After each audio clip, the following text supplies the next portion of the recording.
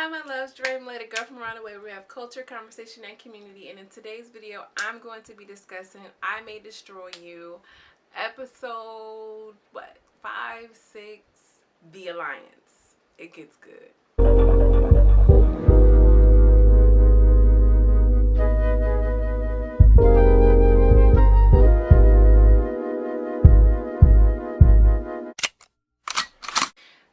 Episode starts off with Tarra, Kwame, and Arabella. They're painting some outside street art, looks like, or graffiti, whatever, on canvases. It all looks great. But Tarra is like going on this long spiel, like looking at Arabella. She's obviously disconnected. Arabella lets Tarra know that she's going to a help group or a rape survivor group, and Kwame gets upset a little bit. That she makes a point of the group is only for rape survivors or sexual assault survivors, but the person who's leading the group is a girl that they both went to school with, Theodora or Theo or something like that. Tarra really isn't here for it because she seems like she can be the only person involved in Arabella's recovery. So they go to the group, and it's she looked like a middle-aged white woman to me, child. And I know casting has been on point, but sis looks 20 years older than Michaela. I don't know what that's about, but apparently they were supposed to go to high school together. She just, they're introducing her to the circle. Seems like Arabella likes this woman who well, I don't want to say woman, she's a peer. She looks older, y'all. I'm going to put a picture somewhere.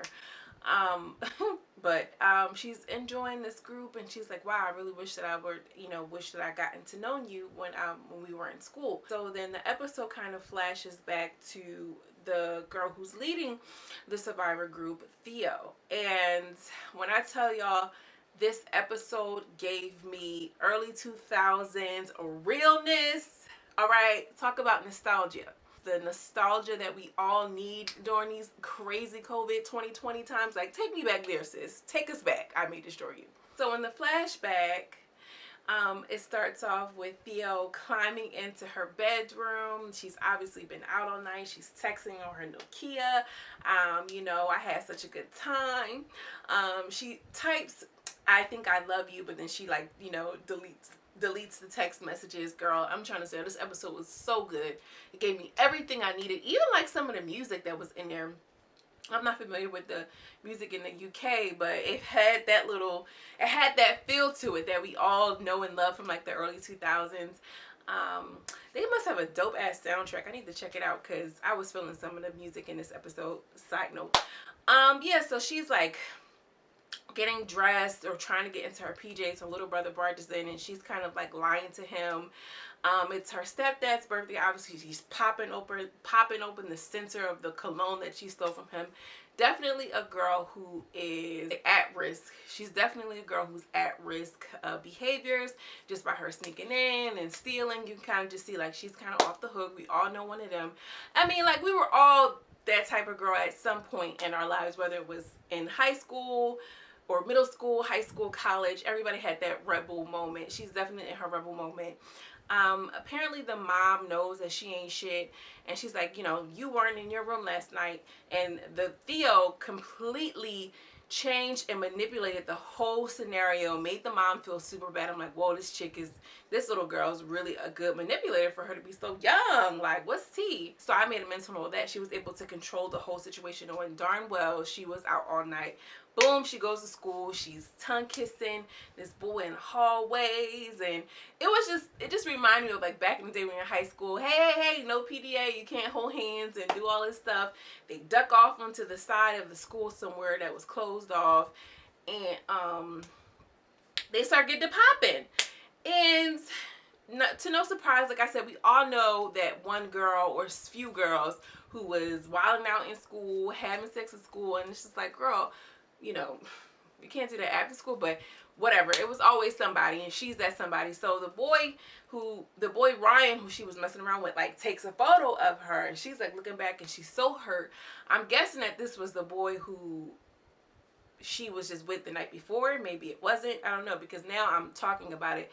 They had said that she had did something else, so maybe it wasn't, but she's hooking up with him the very next day, and he's taking photos of her. So she's hurt. she's hurt. Her feelings are hurt. She got an attitude. And the boy trying to play her. The boy is trying to play her, essentially. So she's like, all right, well, you can take the photos, but pay me money or whatever. So I'm like, ooh, she's way out there to be in what seems to be 8th, ninth, no more than 10th grade, little kids, or younger kids, I should say. And she's like, yeah, well, pay me the money and then you can finish taking the photos. I was like, oof, girl, that's a lot. But like I said, there's always somebody. Okay. And so after she's like, you know, taking the photos, she's negotiating prices. She lets them finish. She's actually posing for the stuff, posing for the photos, just really out of control. And as the young boy Ryan is going through his belongings to get the money to pay her, she takes a cell phone and duffs it out the window. I'm like, whoa, this girl is smart. Like, she's like, well, if you're trying to get me, I'm gonna get you type. So after that, she leaves him. He doesn't even realize that she jacked her phone. So she leaves and goes into the kitchen and grabs a knife. So I'm like, wow, maybe this girl is like suffering in silence. You know, she's reaching out, she's calling out, and I thought maybe she was a cutter. They're in the school, they're in the classroom with the younger Arabella and the younger Tarra, and long story short, the girl cut herself somewhere on her leg and is bleeding down her leg, and she's on the desk, and you know, she just, when the teacher calls to her attention, she's like, Ryan, he held me at gunpoint. Or, look, that's how it be. That's how it is now. Ryan, he held me at knife point. I didn't want to do it. And those white magical juvenile tears came rushing down her tween face. And the white woman started like, oh my gosh, go get help, as they would do in normal fashion. Fast forward to the young black man. Oh, did I forget to mention that he was black? I think y'all probably already know. Because if you're watching the show, then you probably already know. So the black boy is in the office like, you gotta be kidding me. Like I need to call Marcus. Like, this is not what it's about. This is not what happened. They're like, please, the police are coming for you. He's like, the police? Like, he was just a little young boy who was having consensual sex with a girl who it turned bad. And now he might be going to jail for rape. You see how trickery this sexual assault thing can be? So Tara's talking, pretty much letting everybody know exactly what happened. She seemed to be very similar to how she is today. Arabella truly being the one who is, I don't want to say sought after, but who is the real mouthpiece, but Tarra puts on the front like she's the one, but really she isn't, because remember y'all, last episode she couldn't even do her little reading the poem thing where she was supposed to do. So, you know, Tarra is her, you know, full young girl Tarra mode, and they're reliving the story. And the boy, his friend Marcus comes up and was like, yeah, well, I have, you know, photos. Like, that's not really how it happened. So he's like, so Arabella's like, well, you have to tell somebody because this man's about to go to jail. He's like, shit, I don't want to go to jail too. But, you know, even as the young kids, they knew, you know what I'm saying? Like, even the younger Tarra was mentioning, like, oh, she started crying, those white magical woman tears, and it's really sad, and it's really true, but it's a good depiction. Like, those kids were making really good points. So they were just talking about how the white girl's tears have high currency. If I would have been crying, they would have said that my tears are weapons of mass destruction. So very early on, black people, black children, black kids, black youth know the difference and feel the distinctions. So I think it was really, really responsible of the writers to incorporate that sentiment, because that's something that's really real. So I thought it was really, like, you know, just cool that they did that they showed that the vulnerability and the realness that black people, black kids in general, deal with. So Arabella pretty much just played the person who, you know, facilitated Ryan's, you know, freedom, essentially. She told Marcus to send the picture to her phone because he was too afraid, like, oh, the cops might get me. And, you know, she pretty much outed Theo as being a liar. Like, look, this didn't happen. Here are the photos. It was consensual. Pretty much Ryan went away free. They were like laughing and dapping each other up, you know, like, this is the alliance, my blood is your blood, and all of this, you know, cool kid back in the day type stuff, you know what I mean?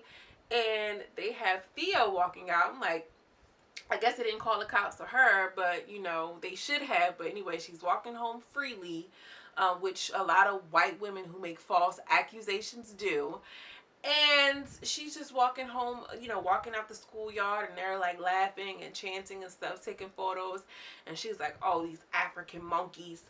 And that's how they feel. Even when they are wrong, that is how they feel, some people. So I just thought it was cool that, like, even now, knowing that they are now meeting up as adults and they are both feeling like, you know, I like you so much and you like me and I wish you would have gotten along at school, really shows or displays the intersectionality between gender and race, because they have this common bond over sexual assault and sexual exploitation and things of that nature, but the barrier is, you know, the race. So it played out in different stages in their life. I like how they did that. It's so real and so relatable. Like back then, you know what I mean? But now, like, we have like this different opinion or approach as adults, but still have those barriers. Just beautifully done. So pretty much Theo goes home and she has like this little look on her face, just like a crude look, like, yeah, right. And it is revealed that apparently Theo made accusations of her father sexually assaulting her. Come to find out, the mom was the one who facilitated that because she wanted sole custody of her kids. And she's like, Mom, I was 7. You know, I said what any 7-year-old would. You were telling me what to say and yada, yada, yada. And it really just, she was like, you really screwed me up, Mom. And it just really reminds me of like the Karens in training that we see all across the world today. It's so true. It starts at home. Mom was the mass manipulator the whole time. I'm thinking, oh, this girl's walking in through the, you know, climbing through the roof and stealing perfume and getting in school. But the mom was the whole one who set her up. So, you know, I just think that this is a really, really good episode, because it shows how white women or just white people are terrible, just like everybody else. Very good episode. Good vibe, good nostalgia. I loved it. I love this episode, y'all. This was the refreshing episode that we needed. It was heavy, girl. It was getting too heavy. So this is what I needed. I really, really enjoyed this episode, y'all. The music, the soundtrack, the vibe, the feel was all crazy. I just loved it, loved it, loved it. Love to see it, yes. And you know, it just ended well. She's coming out and then she's restating her opening monologue about her being, you know, I think sexual assault is a vile, blah blah blah, just going on. It just was so good. This whole episode was so good. I really enjoyed it, y'all. And you know, that's pretty much it. This was light. She was light, she was cute, but we needed it because it's been real heavy on my heartstrings. It's been real heavy on my tear ducts. So all in all, this was a really good episode for reasons more than I can even really express right now, because the nostalgia of this episode alone, girl, they won. I'm curious to see if this series is going to win some awards, because I'm feeling she's giving me that type of tease. Like, very creative, very good. Anyways, let me know what y'all think in the comment section below. I needed this break, y'all. Let me know what y'all think. Also, make sure you hit the subscribe button. Give this video a thumbs up if you enjoyed it. Let YouTube know it's for real. As always, I'm sending you much love and much light, and I will see you in the next video. Peace. Lovely. Thank you so much for watching this video all the way to the end. You might as well go ahead and hit that subscribe button. Let YouTube know it's real, okay? All right, for real. I'm leaving this time, but for real, don't forget to hit subscribe, okay? Okay. All right. You got it. All right. You got it. You got it? Okay. All right. All right.